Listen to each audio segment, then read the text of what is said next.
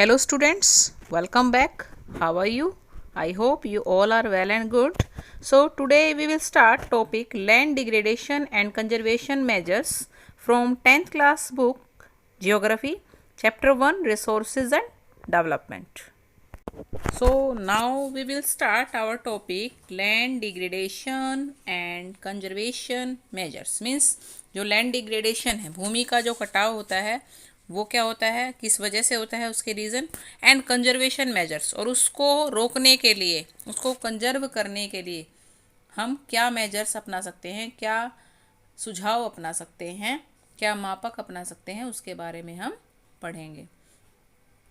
We have shared our land with the past generations and will have to do so with the future generations too. Means we have shared, हम share कर चुके हैं या share करते हैं our land, अपनी भूमि को, with the past generation, जो हमारी पास्ट में जनरेशन थी, हमारी जो पीढ़ी थी, and will have to do so with the future generation too, और साथ में जो आने वाली जनरेशन है, भविष्य में जो हमारी जनरेशन पीढ़ी आएगी, जो आने वाले लोग हैं, वो भी इसको यूज़ करेंगे. यानी सब मिलकर उसको शेयर करते हैं. हमारे पास्ट में जो जनरेशन थी वो भी, एट प्रेजेंट जो है वो भी, और जो फ्यूचर में होगी वो भी. 95% of our basic needs for food, 95% means 95%, 95% जो हमारी बेसिक नीड्स हैं, ज़रूरतें हैं फूड के लिए, भोजन के लिए, शेल्टर शरण के लिए मीन्स घर वगैरह के लिए, एंड क्लोथिंग और कपड़ों के लिए, आर ऑब्टेन्ड फ्रॉम लैंड, वो हम भूमि से ही प्राप्त करते हैं.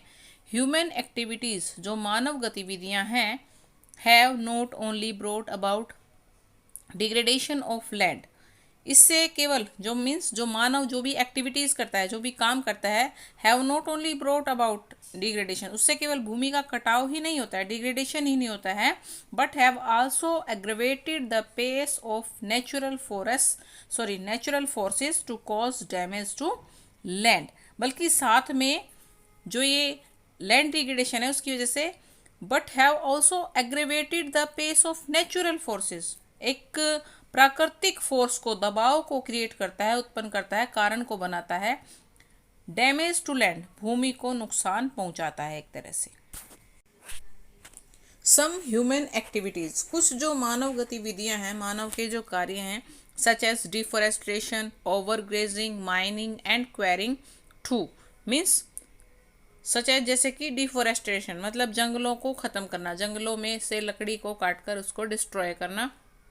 ओवरग्रेजिंग, ज़रूरत से ज़्यादा या किसी भी एरिया में लिमिट से ज़्यादा ग्रेजिंग कराना मीन्स पशुओं को चराना. माइनिंग, खानों में खुदाई करना. एंड क्वेरिंग टू, और उनमें से क्वेरिंग होता है, जैसे जो भी माइनिंग होती है या मिनरल्स होते हैं उनको निकालने की जो एक्टिविटी होती है, that is called quarrying. Have contributed significantly in land degradation, ये सभी जो रीजन्स हमने अभी पढ़ाए हैं, टॉपिक पढ़े हैं, they all are cause of land degradation. Mining sites are abundant after excavation work is complete, leaving deep scars and traces of overburdening. Means mining sites मतलब वो जगह है, वो स्थान है, वो एरिया जहाँ पर माइन की जाती है, मीन्स खुदाई की जाती है, मिनरल्स को खोद के खानों में से निकाला जाता है. Are abandoned after excavation work, मतलब उसको एक्सट्रैक्ट करने के बाद, उन मिनरल्स को निकालने के बाद, इस कंप्लीट पूरा करने के बाद इस काम को, लिविंग डीप स्कार्स, जो वो गहरी गड्ढे होते हैं या जो खुदाई करते हैं, जब गहरा जो स्कार्स बन जाता है, उसमें एक होल बन जाता है, एंड ट्रेसेस, और जो उसके अंदर लेवल्स बन जाते हैं, उसको एज इट इज़ वो छोड़ देते हैं. ओवरबर्डनिंग, उस पर और ज़्यादा प्रभाव बढ़ाने के लिए, उसकी और ज़्यादा बर्डन बढ़ाने के लिए.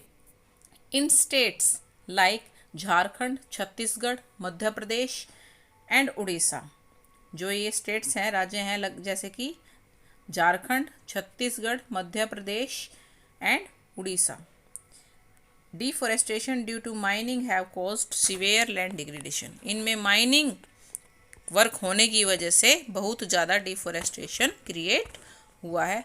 डिफॉरेस्टेशन की वजह से जो लैंड डिग्रेडेशन है वो क्रिएट हुआ है. In states like Gujarat, Rajasthan, Madhya Pradesh and Maharashtra, overgrazing is one of the main reasons for land degradation. और इसके अगर दूसरे पहलू पे हम देखें, इन स्टेट्स जैसे कि जो राज्य हैं लाइक गुजरात, राजस्थान, मध्य प्रदेश एंड महाराष्ट्र, यहाँ पर जो ओवरग्रेजिंग है मीन्स लिमिट से जो ज़्यादा पशुओं को चराने की सिस्टम है, व्यवस्था है, is one of the main reasons, सबसे ज़्यादा एक महत्वपूर्ण कारण माना जाता है फॉर लैंड डिग्रेडेशन, भूमि की डिग्रेडेशन के लिए, कटाव के लिए या उसके नष्ट होने के लिए. In the states of Punjab, Haryana, western Uttar Pradesh, over irrigation is responsible for land degradation. Means अगर हम इस टॉपिक से देखें जो हमने अभी तक पढ़ा है, मीन्स जो हर स्टेट है, हर जो राज्य है, every state have unique reason for the land degradation. जैसे कि स्टार्टिंग में हमने पढ़ा in states like Jharkhand, Chhattisgarh, Madhya Pradesh and Odisha, deforestation due to mining.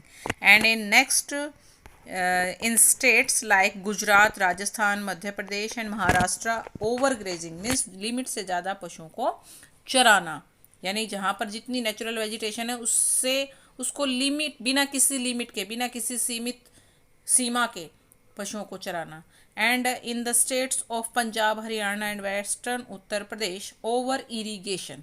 Over irrigation मतलब जो जितनी सिंचाई किसी भी फसल के लिए, क्रॉप के लिए करनी चाहिए, उससे ज़रूरत से ज़्यादा इरीगेशन करना, सिंचाई करना कारण बना है लैंड डिग्रेडेशन के लिए इन स्टेट्स के अंदर, इन राज्यों के अंदर.